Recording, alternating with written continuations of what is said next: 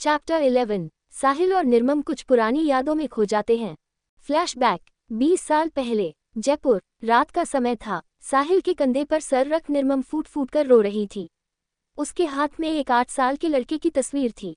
दोनों ने ही सफेद रंग के कपड़े पहने थे। ऐसा लग रहा था जैसे अभी अपने बेटे के अंतिम विधि विधान की पूजा से लौट कर आ रहे हो। अचानक से ड्राइवर कार के ब्रेक लगाता है। अचानक ब्रेक लगने के कारण साहिल और निर्मम, जो अपने बेटे के खोने के दर्द में डूबे थे, वो झटके से आगे को हो जाते हैं। ड्राइवर तेजी से कार से उतर कर देखता है। ड्राइवर सामने देख हैरान रह जाता है।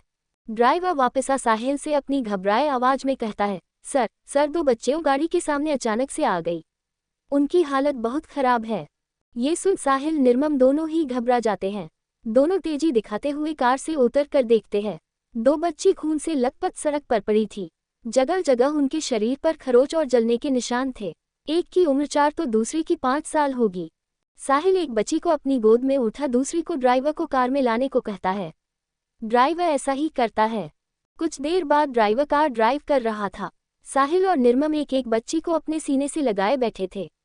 इन बच्चों की चोट के आगे वो दोनों ही कुछ पल के लिए अपने बेटे के खोने का दर्द भूल गए थे।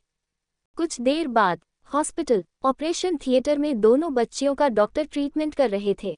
एक नर्स आकर एक फॉर्म सामने रखती है और साहिल ओबरॉय से फिल करने को कहती है। जैसे ही साहिल उस फॉर्म को अपने हाथ में लेते हैं, निर्मम साहिल का हाथ पकड़कर कहती है, लेकिन हम तो इन बच्चियों का नाम तक नहीं जानते। तभी अंदर उन दोनों की नज़र रिसेप्शन के पास लगे टीवी स्क्रीन पर जाती है। आज की ताज़ा खबर, अभी खबर मिली है, एक हंसता खेलता बिलेनियर परिवार जलकर राख हो गया। ये बताया जा रहा है शॉर्ट सर्किट के कारण उनके बंगलों में आग लगी। साथ ही स्क्रीन पर एक फैमिली फोटो थी। निर्मम हैरानी से कहती है, ये बच्ची तो वही है जो हमें मिली है, लेकिन इनके सर पर गहरी चोट लगी है। डॉक्टर तभी ऑपरेशन थिएटर से निकल कर आता है और साहिल ओबरॉय के हाथ से वो फॉर्म एप्लीकेशन ले फिल कर दोनों का नाम निमिशिका और विनुशी रख मिस्टर ओबरॉय से जल्दबाजी दिखाते हुए कहता है, आपका नाम? साहिल ओबरॉय। साहिल कहते हैं। वो डॉक्टर जल्दी से उस फॉर्म को फिल कर फादर वाले कॉलम में उनका नाम भर देता है। उन दोनों को अपने साथ हॉस्पिटल के पीछे के दरवाजे के पास एम्बुलेंस में दोनों को उन बच्चियों के पास बैठाते हुए इधर उधर देखकर कहता है, इन्हें यहाँ से कहीं दूर ले जाए। जितनी जल्दी हो सके उतनी जल्दी। अगर उन्हें पता चल गया ये जिंदा है तो इन्हें भी जान से मार देंगे।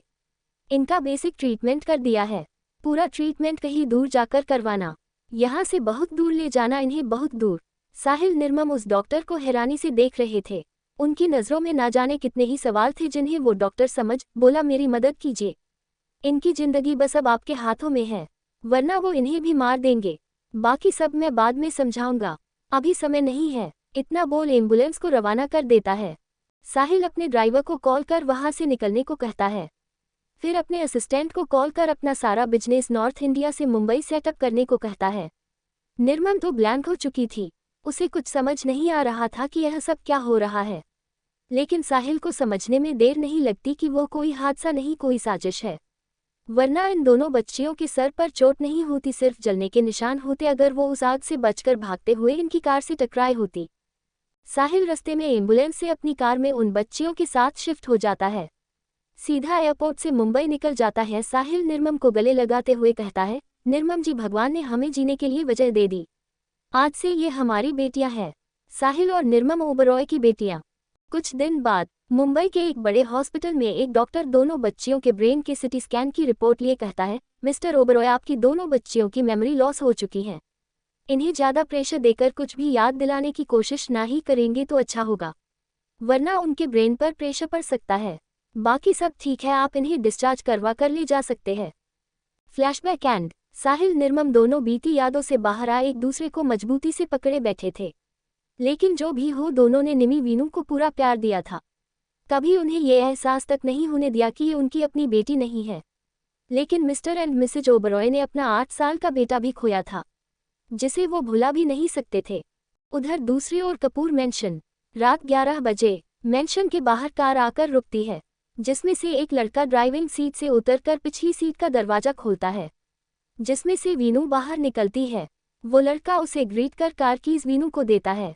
वीनू मना करते हुए कहती है, बहुत लेट हो गया है, तुम कार ले जाओ, सुबह मुझे पिक करने आ जाना। वो लड़का वापस से ड्राइविंग सीट पर बैठकर गियर चेंज कर कार स्टार्ट कर देता है। वीनू जैसे ही अंदर जाने के लिए मुड़ती है, अचानक ही कोई आकर उसे हक कर हिलाने लगता है, किसी छोटे बच्चे की तरह। वीनू की मुठिया कस जाती है, पर वो लड़की वीनू से 1 इंच भी दूर नहीं होती। वीनू उसे जितना खुद से दूर करती है, उतना ही वो लड़की अपनी पकड़ वीनू पर मजबूत कर देती है। कार में बैठे लड़के की नज़र साइड व्यू मिरर में जैसे ही इस नज़ारे पर पड़ती है, अचानक से कार के ब्रेक लगा। कार से उतरकर भागकर उस लड़की को वीनू से अलग होने को कहता है। वो लड़की बड़ी ही बेफिक्री के साथ कहती है, तुम कौन होते हो मुझे ऑर्डर देने वाले? वो लड़का अपने मन में कहता है, छोड़ दे वरना ये मेरी एंग्री बॉस तुझे नहीं छोड़ेगी। आगे बढ़ वो लड़का उसे पीछे करने की कोशिश करता है, लेकिन वो लड़की अपनी पकड़ वीनू पर और कस देती है। वीनू का चेहरा लाल हो चुका था। वीनू अपने असिस्टेंट की ओर अपनी जलती निगाहों से घूरती है। ये देख वो लड़का उस लड़की को पीछे से पकड़े कर वीनू से दूर कर दूरी बना खड़ा हो जाता है। वो लड़की अब उस लड़के की पकड़ से छूटने के लिए झटपटा रही थी, अपने हाथ पैर चला रही थी, पर वो कोई नाजुक कली नहीं था कि वो लड़की उसकी पकड़ से छूट जाए। वीनू गुस्से से चिल्लाते हुए, who are you and how dare to touch me, इतना कह 2 कदम आगे बढ़ती है उस लड़की पर हमला करने के लिए। उसका असिस्टेंट उस लड़की को पकड़े हुए ही 2 कदम पीछे हो वीनू के गुस्से को शांत करवाते हुए बोला, मैम आप अंदर जाए, मैं देखता हूँ। अपनी पकड़ उस लड़की पर कसते हुए वो लड़की जोर से चिल्लाती है, छोड़ो मुझे छोड़ो, अपने हाथ पैर पटक रही थी। मेंशन से सभी शोर शराबा सुन बाहर आ जाते हैं। सभी सामने का नज़ारा देख हैरान रह जाते हैं। सबकी आंखें हैरानी से फैल जाती है। असिस्टेंट अभी भी उस लड़की को पकड़कर खड़ा था। वीनू उसे अपनी जलती निगाहों से घूर रही थी। सभी तेजी से उनकी ओर आगे आते हैं। असिस्टेंट सबको देख उस लड़की को छोड़ देता है। जैसे ही वो लड़का उसे छोड़ता है वैसे ही वो लड़की पलटकर उसके गाल पर एक जोरदार थप्पड़ जड़ देती है। वीनू के असिस्टेंट का चेहरा एक ओर झुक जाता है। बस अब तो ये देख वीनू का गुस्सा आउट ऑफ कंट्रोल हो जाता है।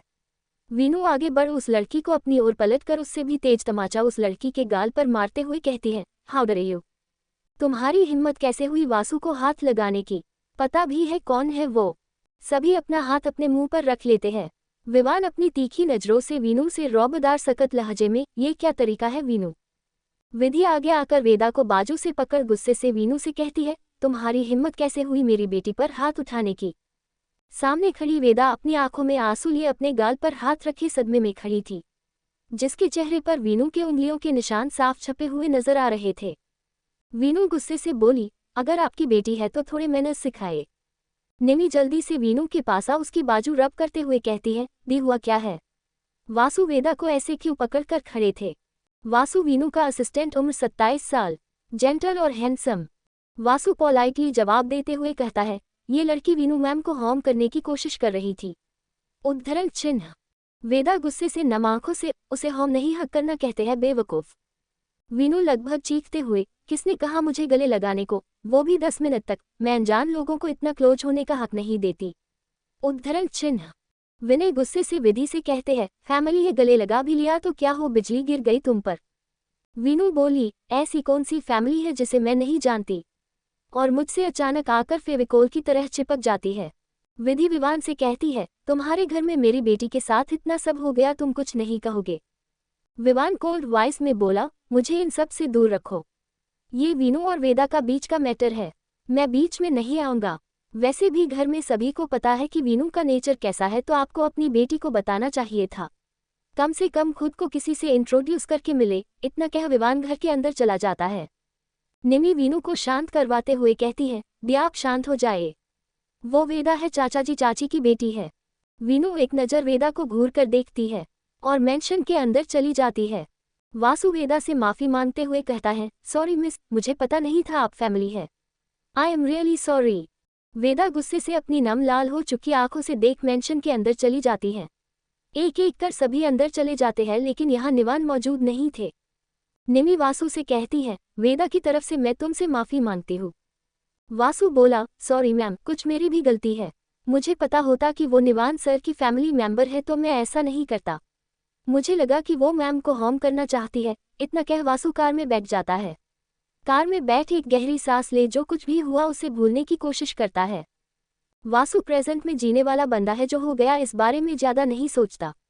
सब तो वासु के अंदर कूट कूट के भरा था, लेकिन कल क्या होगा ये तो वक्त ही बताएगा। आगे जानने के लिए बने रहिए। Please like, share, comment, subscribe the channel.